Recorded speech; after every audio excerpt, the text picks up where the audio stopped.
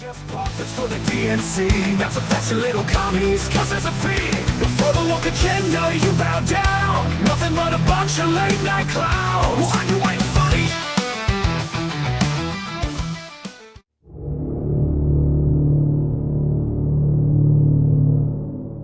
Death is a pretty universal concept as well as a widespread fear among humankind since time immemorial. However, even though we generally fear death, we more or less know what to expect in the various forms that it will come in. Illness, accidental, natural causes, or even violence. But as unsettling as all these forms are, they still fall into the tangible realm of what is known. But what about the things that lurk beyond our understanding that also have the potential to cut our lives short? The forces that are not so tangible that may hide in the shadows, barely detectable just within the corners of our eyes. That's what we'll be exploring today as we examine two mysterious deaths that are attributed to the realm of the supernatural.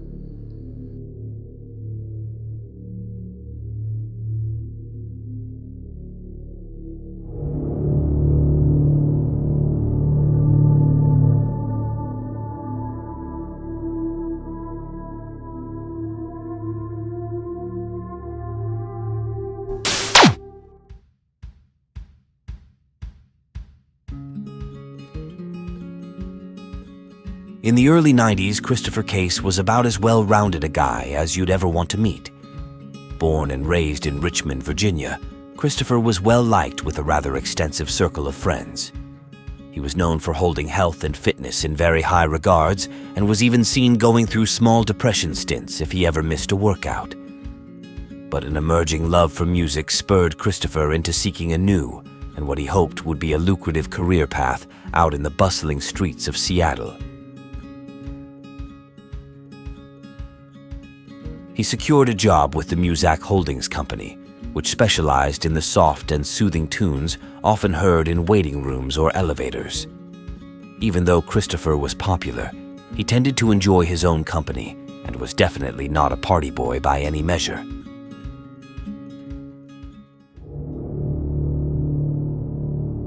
All this would end quite abruptly on the morning of April 18th, 1991, when police were summoned to Christopher's apartment.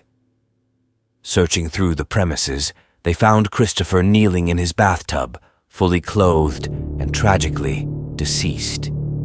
There wasn't any signs of overt violence or of forced entry. It's as if the young man knelt in his bathtub, closed his eyes, and simply died. But what the authorities found next would lead everyone down a rabbit hole of mystery and confusion, all tipped with a sinister supernatural tinge.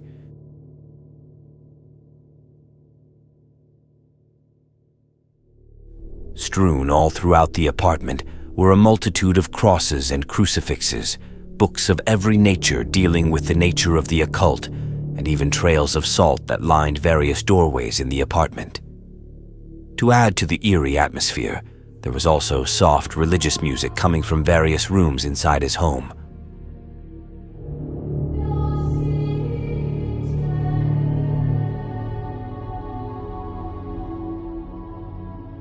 When investigating further, detectives found that in the days leading up to his death, Christopher had made several phone calls to his friends, many of the calls panicked and out of sorts. Christopher was adamant that someone or something was after him.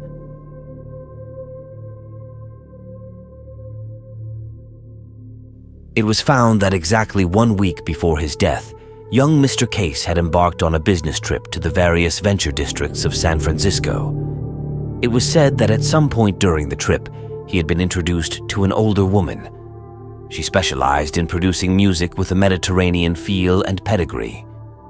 The exact identity of this woman varies from source to source, and her name has been all but lost within the transition of reports as the story propagated. Nevertheless, it is said that as Christopher and whoever this woman was spent more time together talking about Mediterranean and Egyptian music, it became clear to him that she was obviously smitten with the young executive. Unfortunately, Christopher did not reciprocate these feelings, and was simply here to make more connections within the alternative music industry. He was not interested in mixing business with pleasure.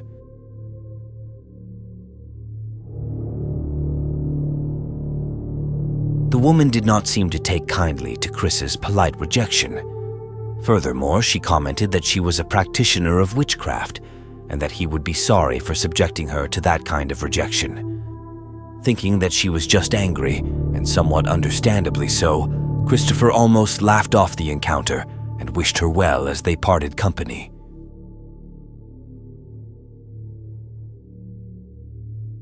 As Christopher returned to Seattle, he got back into his normal grind of work and daily life, and for all intent and purposes, put the entire incident out of his mind.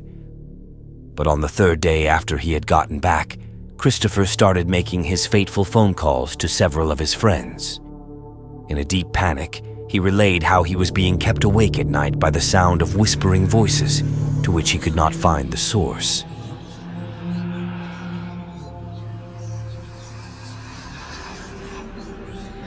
Chris also told his friends that he would spot ominous shadows all throughout the apartment.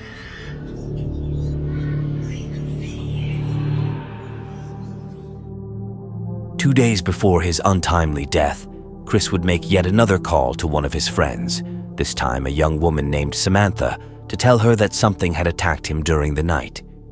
He said that he awoke feeling paralyzed and that he was physically being beaten by unseen hands. He went on to say that he was also levitated off his bed and violently thrown back down onto the floor. When he recovered enough to stand back up, he noticed that there were cuts on the ends of his fingers and that his bedsheets were now stained with blood.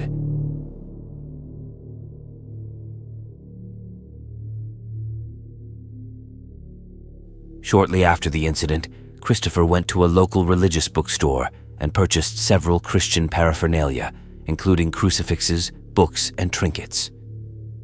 The shop owner was shocked when Chris told him that he needed something to defend himself, as he believed fully that he was being attacked by a supernatural presence that haunted him.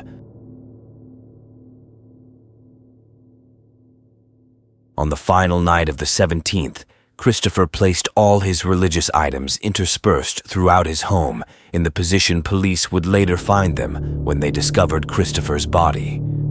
Some commentators who would later examine the case said that this act by Christopher might have been seen as a defiant move, and whatever entities that were tormenting Christopher would take this as a challenge.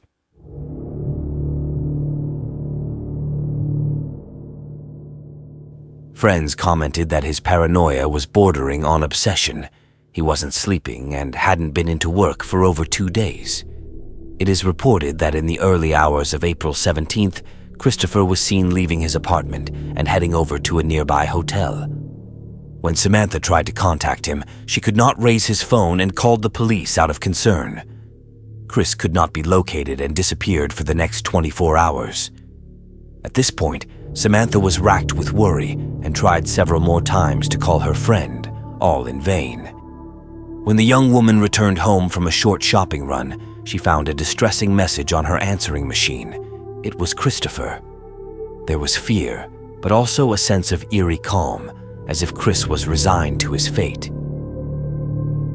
Your call has been forwarded to an automatic voice message system. At the tone, please record your message. When you have finished recording, you may hang up or press 1 for more options. Hey Sam, I'm sorry I missed you earlier. You know, you were always a good friend, and I appreciate everything you did for me. They almost got me last night, but I left. Listen, I don't think I'm gonna make it, Sammy. I feel like this might be my last night. I'm gonna go back to the old man at the bookstore, and maybe he can give me more advice. I don't know.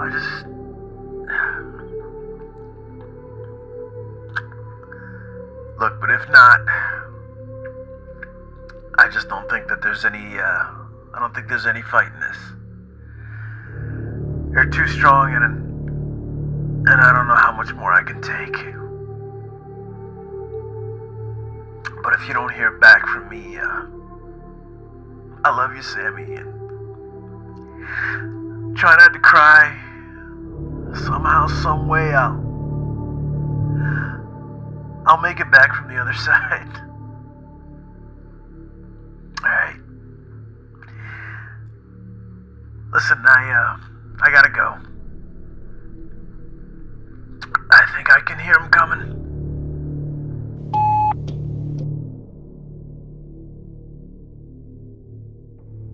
Sadly, Christopher lost his struggle against whatever he feared.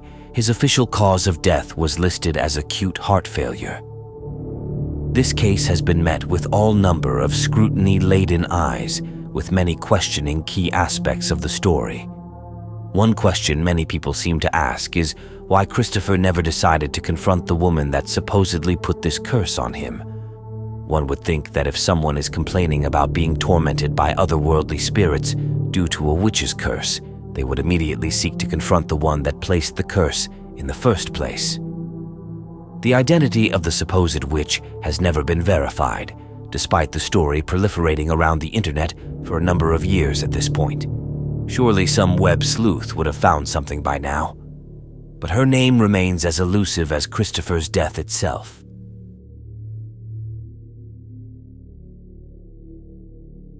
Many contend that the entire affair is an urban myth concocted sometime in the early 2000s as an early creepypasta, and that Christopher Case never really existed. Whatever the truth, it certainly makes for an intriguing tale, and it might just make one think twice about turning away any potential romantic prospects.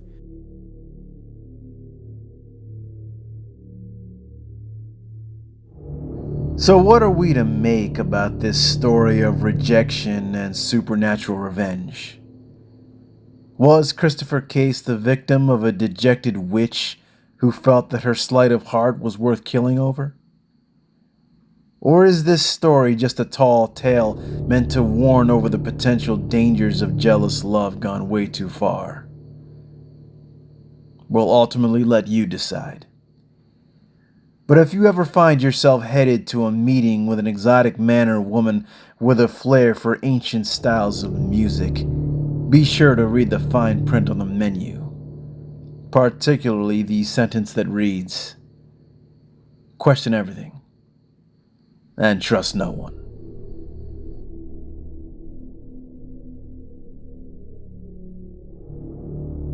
The want of settling down, raising a family, and having the white picket fence type of life goes far beyond the proverbial American dream. I think these ideals are pretty universal ever since the first tribes settled into the first towns and cities. The next story delves into the life of a woman who must have had no doubt that she had achieved just such a status, only for cruel fate to intervene and turn her happy world into one of tragedy, loneliness, and an enduring enigma that may never be solved. This is the heartbreaking and mysterious case of Olivia Mabel.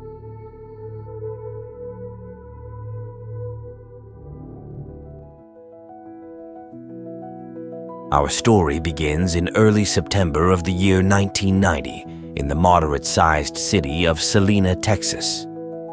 It is here on this property known as the Footlights Ranch, about an hour north of Dallas, that 37-year-old Olivia Mabel lived happily with her husband Travis and the couple's young son, Aiden. The family lived a picturesque life and were quite active in the community and church, and were seen as stand-up pillars of their town.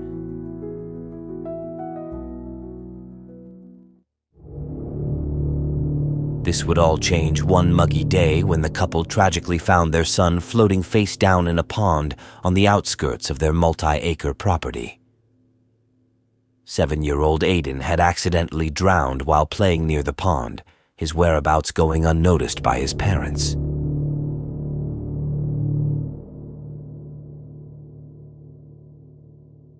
After his funeral, things quickly spiraled downward for the Mabels as Olivia was utterly inconsolable, incapable of dealing with her only child's death. Reports of her increasing erratic behavior were prevalent, with it being said that she would routinely get up in the middle of the night and walk around the area of the pond and staring for hours into nothingness.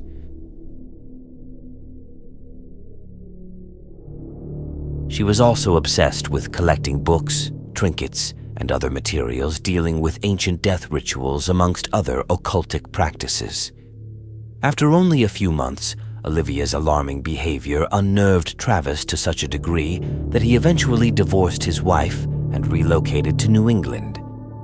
After a year or so, he remarried and started a whole new family. He was content to put his painful past behind him and never look back. Sadly, the same could not be said of Olivia. The last confirmed sighting of the grief-stricken mother was in autumn of 1991. Several neighbors reported that the once attractive and lively woman seemed thin, pale, and emaciated looking. She went inside her house one day and was promptly never seen or heard from again. We fast forward 3 years. 911, what's your emergency, please? On the morning of September 27, 1994, a local 911 dispatch receives 2 eerily silent calls, both lasting only a few seconds each. When the calls are traced, they led police straight to the abandoned Footlights Ranch. 2 responding officers investigate the neglected property and, upon finding the door locked, take it upon themselves to break in. When they enter, they find the interior crumbling and run down, looking as if no one had occupied the house for years at that point. Venturing further into the house, they discover a small room at the end of the hall. This particular room had in fact belonged to young Aiden Mabel. In stark contrast to the rest of the decaying house, Aiden's room is found in a near pristine state. But in the far corner, and to the officers' horror, they also find the decomposing corpse of none other than Olivia Mabel. She was perched in a rocking chair, dressed in a nightgown and clutching in her cold hands a mysterious object in the shape of a stick figure. In front of her was a crudely made altar of sorts, strewn with hundreds of handwritten letters and a single picture of 7-year-old Aiden in the center.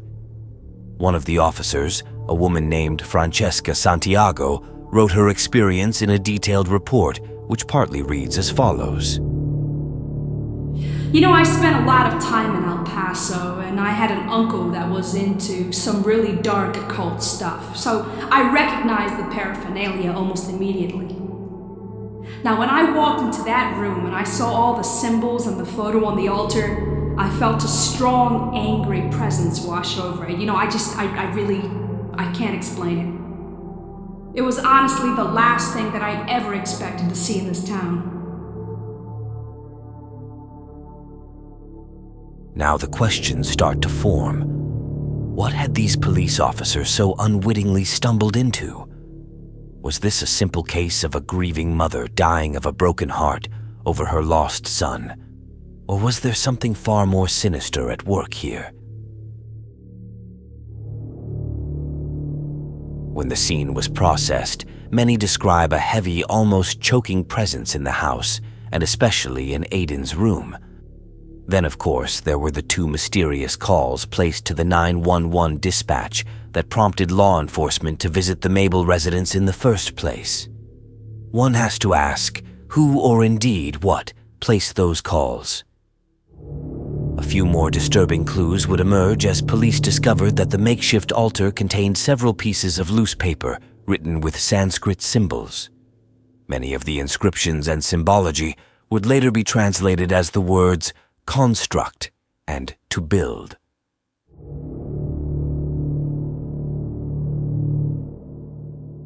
As mentioned, Olivia herself was found clutching an odd stick figure doll dressed with bits of cloth and twine.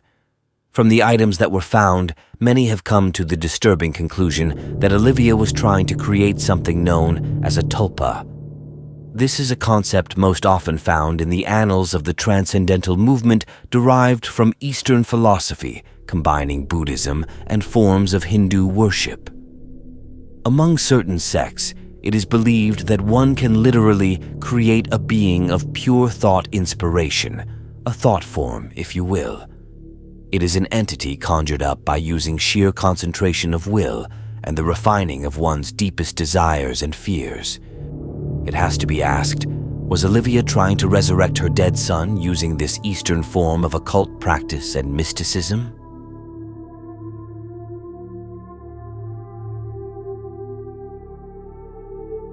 Yet another disturbing clue that seems to give credence to this theory is the discovery of one of the many scrawled letters left upon Aiden's altar. It reads as follows. My Aiden, I'm so sorry. I should have never let it get this far. I should have never let it get like this. I'm leaving. I will not let you keep me, you vile, evil creature. Mommy is coming for you, Aiden. My sweet Aiden. Mommy loves you. Had Olivia attempted to create something known as a tulpa, but things went terribly wrong in the process? Could she have unleashed some evil presence that she later found that she had no control over?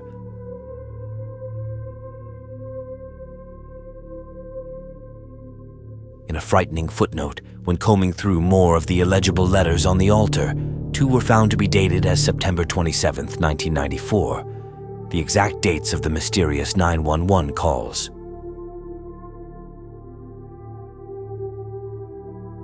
Now, much like the tale of Christopher Case, this story has been heavily scrutinized by internet investigators.